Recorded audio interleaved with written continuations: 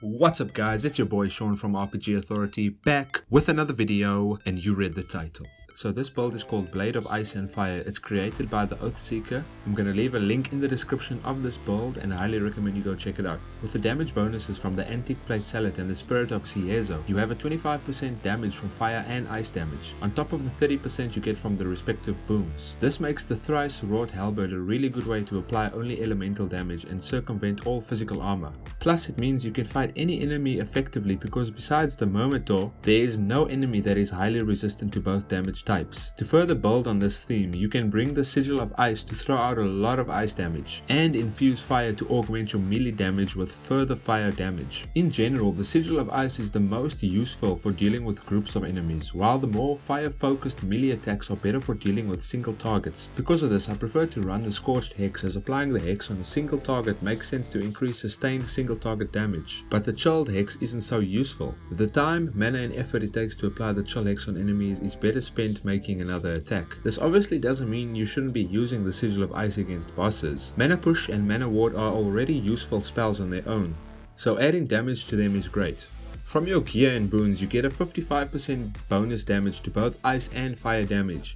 Add in brains for another 15% in the late game. This is a respectable amount of extra damage, but there are ways to get it a fair bit higher. So for your basic combat loop, you can use Sigil of Ice, followed by Mana Push and Elemental Discharge. You can Mana Ward, you can do a Push Kick, a Scorched Hex, a Moon Swipe. You can do a couple of auto attacks with your polearm, and then you can finish off with the Splitter. Oathseeker then goes on to explain why he doesn't use certain gear to increase his ice and fire damage further. Like for example, the White Priest Mattia. This would increase both damage types by 10% rather than just fire. The reason that the Antique Plate Salad with economy is better is because it offers protection and a total of minus 20% mana cost and a minus 10% stamina cost, allowing you to manage mana and stamina better while keeping your defensive stats higher. The Rust Lich set would be great for this build, considering that you don't use any physical damage, but you won't have access to this set until you've completed both the main campaign and the Sauraborians DLC. Plus you would have to give up your personal movement speed from Guidance of Wind.